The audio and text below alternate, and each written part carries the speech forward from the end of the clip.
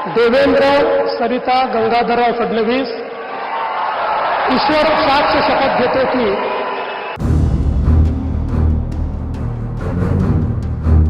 गंगूबाई संभाजी शिंदे, श्री अजित आशाताई अनंतराव पवार। महाराष्ट्र में महायुति की प्रचंड जीत के बाद देवेंद्र फडणवीस ने नए मुख्यमंत्री के तौर पर शपथ ले ली है। उन्होंने मैं देवेंद्र सरिता गंगाधर राव फडणवीस कहकर पद और गोपनीयता की शपथ ली। मी देवेंद्र सरिता गंगाधरराव फडणवीस ईश्वर साक्ष शपथ घेतो की। फडणवीस के बाद पूर्व मुख्यमंत्री एकनाथ शिंदे ने डिप्टी सीएम के तौर पर और फिर एनसीपी नेता अजित पवार ने भी शपथ ली। 23 नवंबर को आए महाराष्ट्र के नतीजे में महायुति गठबंधन ने शानदार प्रदर्शन किया था और 230 सीटें जीती। बीजेपी 132 सीटों के साथ सबसे बड़ी पार्टी बनी, लेकिन एकनाथ शिंदे के ना नुकर की वजह से फडणवीस के मुख्यमंत्री बनने का रास्ता साफ नहीं हो पा रहा था। बड़ी मुश्किल से शिंदे सीएम का पद फडणवीस को देने को तैयार हुए और खुद डिप्टी सीएम बने हैं। फडणवीस के सीएम बनने पर महाराष्ट्र नवनिर्माण सेना के अध्यक्ष राज ठाकरे ने तीनों नेताओं को बधाई दी है, साथ ही बड़ा ऐलान भी कर दिया है।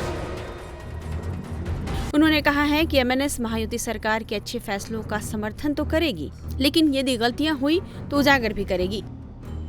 राज ठाकरे ने सोशल मीडिया प्लेटफॉर्म एक्स पर एक लंबा चौड़ा पोस्ट लिखकर देवेंद्र फडणवीस को बधाई दी है। उन्होंने महाराष्ट्र की नई सरकार और देवेंद्र फडणवीस को लेकर क्या लिखा है, ये हम आपको बताते हैं। आज मेरे मित्र और महाराष्ट्र में भारतीय जनता पार्टी के नेता देवेंद्र फडणवीस को तीसरी बार मुख्यमंत्री पद की शपथ लेने पर बधाई। वास्तव में उन्हें यह मौका 2019 में मिलना चाहिए था, लेकिन तब और बाद में 2022 में जो हुआ उससे वो मौका चूक गए। लेकिन इस बार मुझे आशा है कि महाराष्ट्र की जनता ने देवेंद्र फडणवीस के नेतृत्व को जो अविश्वसनीय बहुमत दिया है, उसका उपयोग आप इस राज्य के लिए, यहाँ के मराठी लोगों के लिए और मराठी भाषा और संस्कृति के लिए करेंगे। अगले 5 सालों तक सरकार की किसी भी अच्छी पहल का मैं और मेरी पार्टी समर्थन करेगी। लेकिन अगर हमें लगता है कि सरकार गलतियां कर रही है, भले ही विधानसभा में यह संभव ना हो, तो हम विधानसभा के बाहर सरकार को उनकी गलतियों से अवश्य अवगत कराएंगे। मुख्यमंत्री देवेंद्र फडणवीस, उप मुख्यमंत्री एकनाथ शिंदे, अजीत पवार और उनके सभी भावी कैबिनेट सहयोगियों को महाराष्ट्र नवनिर्माण सेना की ओर से शुभकामनाएं। शिवसैनिक और आम लोग राज ठाकरे में बाल ठाकरे का अक्स, उनकी भाषण शैली और उनके तेवर को देखते थे और उन्हें ही बाल ठाकरे का स्वाभाविक दावेदार माना जाने लगा।